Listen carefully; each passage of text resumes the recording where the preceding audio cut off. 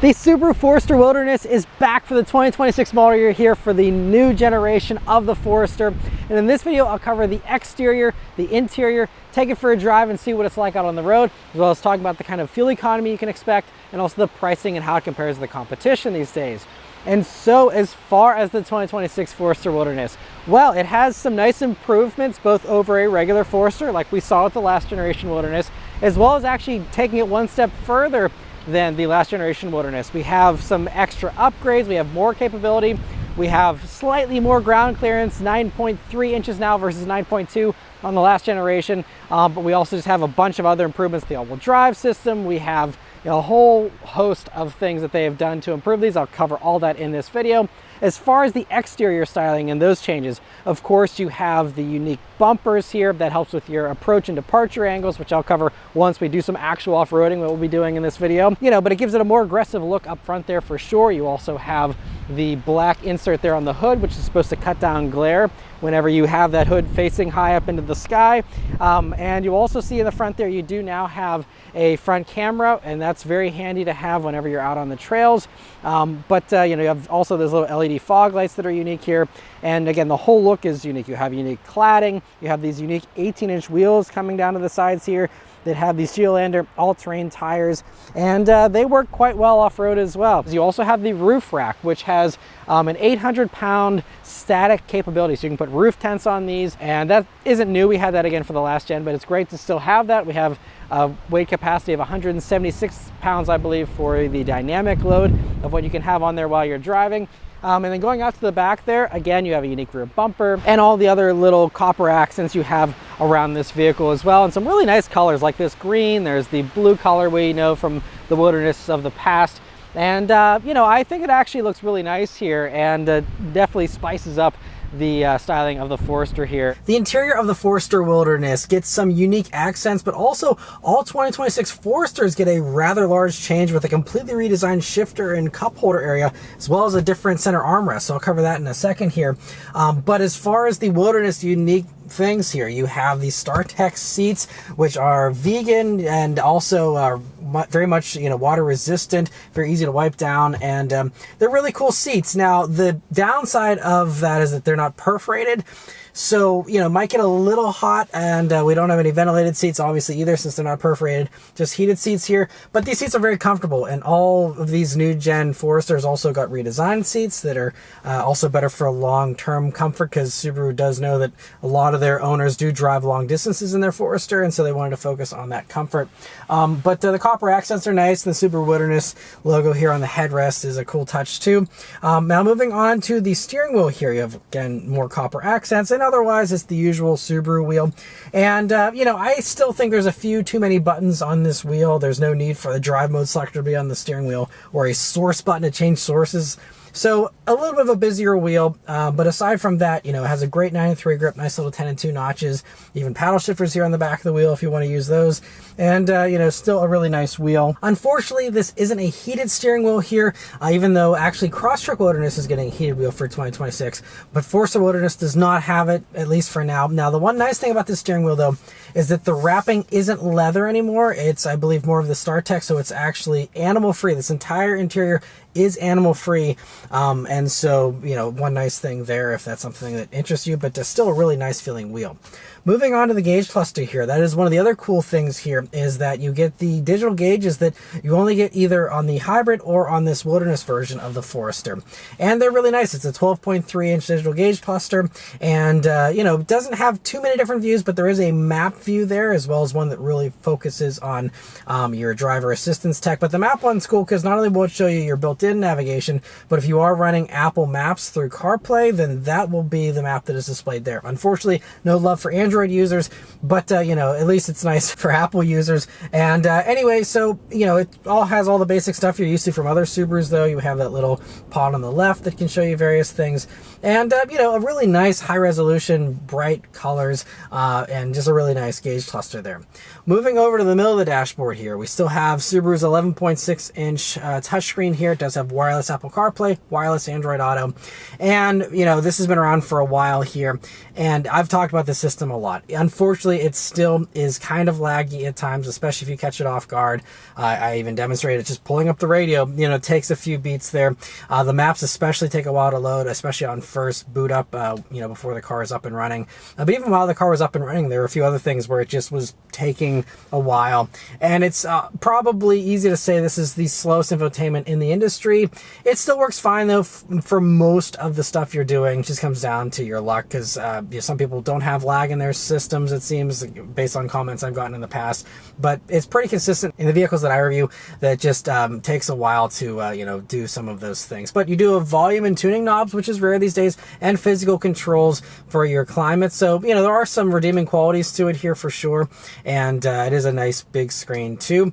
Now, coming down, you also have, again, this revised center area. So first we have a wireless charging pad here, which has a little bit of texture to it, but it's pretty smooth and doesn't have any brackets or anything. So when you're moving, that probably won't do super reliable wireless charging, but maybe when you're stationary, it'll be nice. You do, of course, have the regular USB-C jack and still a USB-A and even an auxiliary jack, which are two more rare things here these days. Basically, everyone's just done USB-C and that's it. But also in this area, you have some padding. So depends on where your sitting position is, but you know, if you are on long trips with cruise control on, for example, and you're resting your knee up against here, it's nice to have some padding, and something you don't get in some of the others. Now, as far as this new center console, again, all 2026 Foresters will get this. We just had brand new Forester just last year. It's interesting that we have this just a year later. I think this is the first instance of something like this where 1 year after a brand new model, we have a big redesign like this. And after I filmed this, I actually found out why they did this, thanks to a person in charge of Forester at Subaru. So they explained that this change was able to be made as a result of Forester production moving from Japan to Indiana this year. When it was built in Japan, they had to use the same center console as other markets. But now that they're built in the US, they're able to do this unique console, which better suits American buyers. But anyway, we have a streamlined shifter that's a little smaller, also a little wiggly on this one. This might just be early production, so you know, check that out at your dealer. But otherwise, it's nice because they say these cup holders are larger, so they can fit some larger bottles, like a lot of people like to use these days. I think that was one of the main reasons, I'm guessing, for why they switched this up. We also have a new little bonus space in the front to hold your key or your phone. And they also gave you this larger center armrest. So right in front of it, you'll see a power outlet. But then it's nice and softly padded, and it just comes out a little bit farther than the prior, you know, 2025s. So especially if you're sitting really close to the wheel, you know, this might be kind of a little more usable than before. And you open that up and you're going to see a roomier cargo space here as far as, you know, the storage bin goes. And so you can fit a little bit more in there, but it's a nice, deep, nice, you know, kind of rectangular space, and really well done there.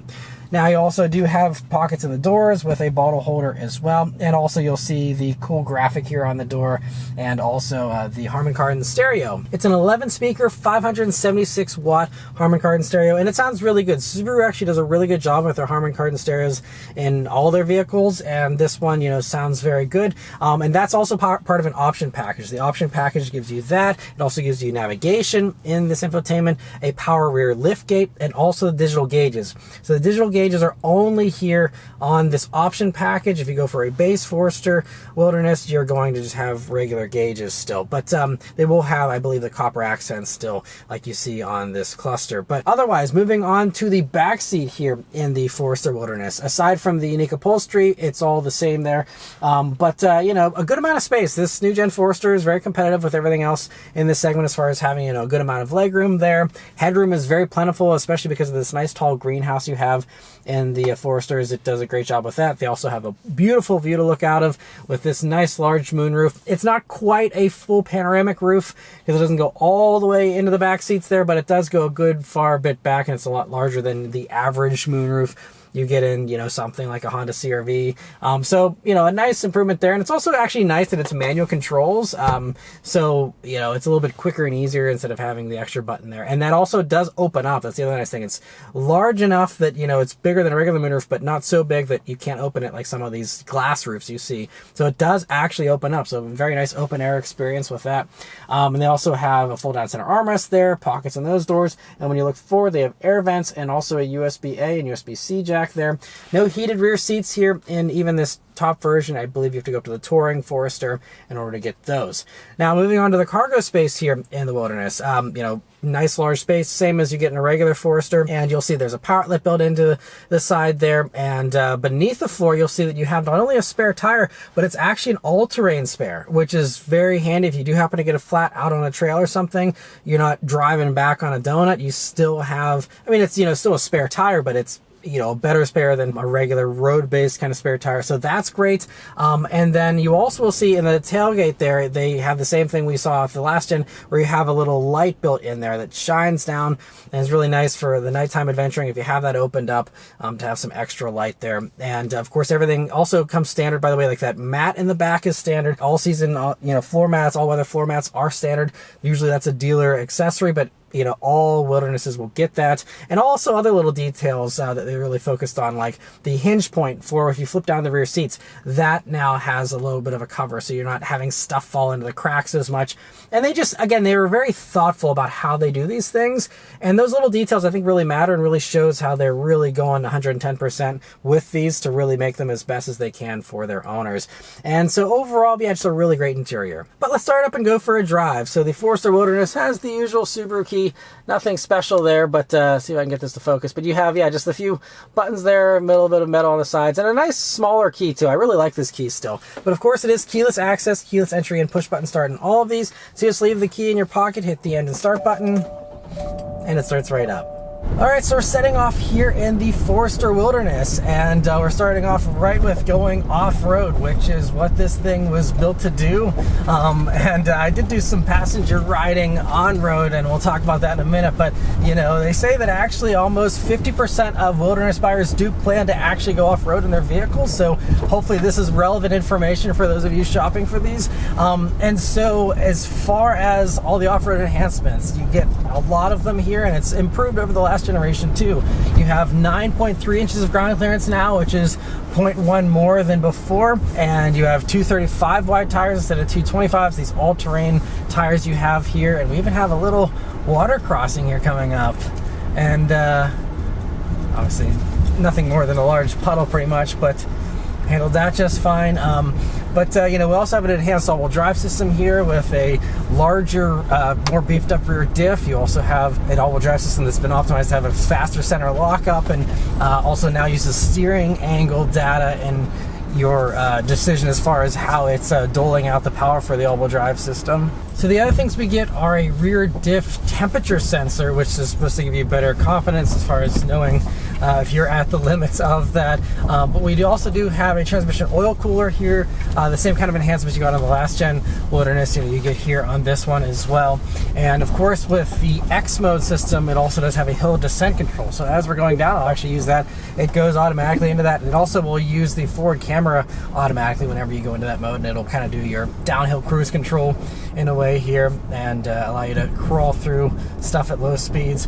You also do have a shorter final drive. So that is also one of the other things you got last gen, you have here again, and that helps you to have a little bit better climbing ability. And because of all those enhancements to the transmission in particular, that's how these are able to tow 3,500 pounds now.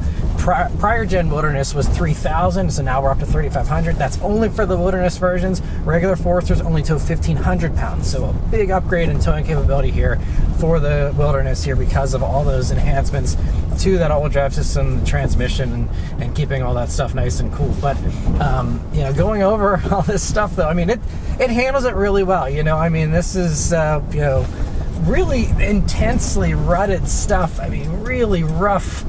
We're going over here, and also it's worth noting we do have underbody protection. They're just aluminum skid plates, but it's man, now we're going a little sideways there, but man, yeah, this thing, this is intense stuff, to be completely honest. And this is where the Forester Wilderness will go where the competitors won't. I know it sounds like a tagline or something, but like, they do it a lot more intensely than everybody else, basically, other than Bronco's Sport with the Sasquatch package. Those are also pretty intense with what they can do, and that's the only other one that has slightly better capability as far as the final off-roading metric I'll discuss here, which is the approach, departure, breakover angles. So it's a 23.5 degree approach angle, 25.5 departure angle, and 21 degree breakover angle for these. And so, you know, but that is one of the perks here of having the unique bodywork with the bumpers that have less of an overhang and are designed to, again, maximize those angles there. So we got, yeah, more. I mean, this is impressive stuff. These little things. I think one of the things I really always love about these Wilderness models too is they're, you know, kind of scrappy, and you know, they're meant to be, you know, beaten up on, and they can handle the abuse. And but it's, you know, since it's smaller, it's a lighter vehicle, it's less of an intense off-roading experience, I'd say, than, you know, a Wrangler, or Broncos, and you know, these other things. It gets you going, and it goes through a lot of this stuff really well. And even whenever you do reach the limits of the all-wheel drive system, like with the X mode here, you do have it turning off, you know, your stability control and all that, and allows you to kind of get that wheel spin you need. But it really, I think, serves its customer as well. It's the reason why these Wilderness models have been wildly popular. And also, they said that it's worth noting the last generation of the Forester Wilderness was done after the fact, after they had already done the last gen Forester. They were like, hey, now we should add on a Wilderness thing. Whereas with this generation, it was always engineered with Wilderness in mind. So that's why this platform is 10% stiffer than before, and you have a lot of extra things that have been done just inherently to make all Foresters better, but also it really pays off, you know, nicely for the Wilderness here. And so, but you know, just how narrow this vehicle is, it really allows you to, you know, pick your trail and your path a little bit better here. And now, whenever you're doing some less intense off-road driving, just driving on, you know, some rougher gravel, dirt kind of trails, which is what most people probably actually using these for, it soaks it up really well. It's really actually quite smooth, and also whenever you're taking in your beautiful surroundings, having the really large glass here of the Forester is very nice, and that's something that you don't get with any of the other competitors. This is definitely the most glass in this segment, I think, and so that's actually, you know, really nice for the kind of adventuring that people do in these. You know, there's little details I think Subaru really pays attention to and really does, you know, understand what their customers use these for. And so I think that's, you know, a very nice perk here that maybe a lot of people don't even realize or talk about, but I really do love the huge windows. Yeah, you know, it handles all this stuff without any kind of issue, and you know, it's just nice and soft with the ride. Obviously you still feel bumps, but you know, it just really glides over a lot of the small stuff, and you know, feels very confidence inspiring. All right, so now we are on road in the Forester Wilderness, and we have a couple of corners here, and this is a nice place to test out the active torque vectoring that you have on all Foresters as standard, by the way, but that certainly just helps you to kind of tuck in the nose, help it to feel a little more neutral in corners. But of course, your handling is going to be slightly compromised by these tires. That's just the nature of, you know, all-terrain tires. You don't have as much on-road grip, but you know, I do have to commend these tires. We already were riding in this vehicle at highway speeds earlier, and you hear a little bit, but I mean, these roads are also pretty rough, so if you are hearing some road noise here, it's mostly just because we're in the Pacific Northwest and the roads are always pretty noisy around here. But you know, it's actually on regular highways and stuff, it's pretty quiet, and more quiet, I'd say, than what you typically get from, especially like the more beefy all-terrain tires you see on, you know, some of the bigger and more intense vehicles. But you know, this is yeah, I'm very happy with the refinement. And so if you are the other half of Wilderness buyers who don't plan to go off-road in your Wilderness, you just like the look, or you know, just whatever else you're buying this for, you know, I think that you don't have a ton of compromise, and I think that's great that it you know, it still is, you have the higher ground clearance, so it's not going to handle as well as a regular Forester for that reason as well, but you know, it's still handling itself very well, and you still have the great Subaru handling that you always have with these vehicles, thanks to that low center of gravity with the Boxer 4-cylinder engine. And it's a very nice vehicle to drive. It's, really well done as far as all the other driver inputs here. Brakes feel nice and natural and normal. Throttle response is pretty good. The CVT, it's very willing to give you power, and we'll demonstrate that in a minute here. But while we are on a nice straight road here, I'm going to do an acceleration and see how this thing goes. Here we go. Not a lot there, but it's responsive. You don't have any waiting period, and CVT doing its thing, just sitting at red line there until you get to your desired speed. And that's kind of surprising because most other CVTs from other manufacturers these days at least try to mimic some kind of shifting. This is still kind of old school CVT, but like I said, it is responsive. It gives you the power you need. It is what it is. It does the best that it can with what it has. We still have 180 horsepower here with this mildly revised 2.5 liter boxer 4-cylinder engine, 178 pound-feet of torque, I believe. And, that does put it one of the lowest horsepower figures in this segment. It really, I'm sure for most people, doesn't really matter. We're only 20 odd horsepower down from most of the others. But if you do want more power, just know that the Bronco Sport does do 250 horsepower with a turbocharged 4-cylinder. That turbo will also come in handy whenever you're in higher elevations. No such luck here in these. I'd love to see them add a turbo to this. Also, we have the new hybrid system, and considering how many of these drivers love being out in nature and really, do love that environmental component, I'm surprised we don't have a hybrid Wilderness alongside the new hybrid Forester that just debuted this past year. Maybe that'll come eventually. Maybe there's some compromises that would need to be had, for the hybrid system. But it does run the regular all-wheel drive, so I'm not sure, if maybe that is an option we'll see someday. But for right now, this is all you got. But it would be nice to have, turbo, hybrid, or even offer both, for depending on, whether you want a lot more power or just, a little bit more and having that fuel economy bump. It'd be nice to see both. Maybe, that'll come in the future. We'll keep our fingers crossed. But just know this is not a quick vehicle. And, there's no 0 to 60 time given, I don't think. But, I'd count on something north of 8 seconds is probably a safe bet. Otherwise, though, we're in the sports chart mode, which, by the way, I think just gives you quicker throttle response and kind of retunes how the transmission does its thing. But, for regular driving, you just have to not be shy of the gas pedal. You just give it aggressive throttle inputs. It maximizes it as best it can. And, for the regular, usual kind of driving and all the low-speed adventuring, it's going to be a non-issue. And that shorter final drive does help when you're climbing hills and things like that, so that'll give you a little bit of an advantage over a regular, Forester as well.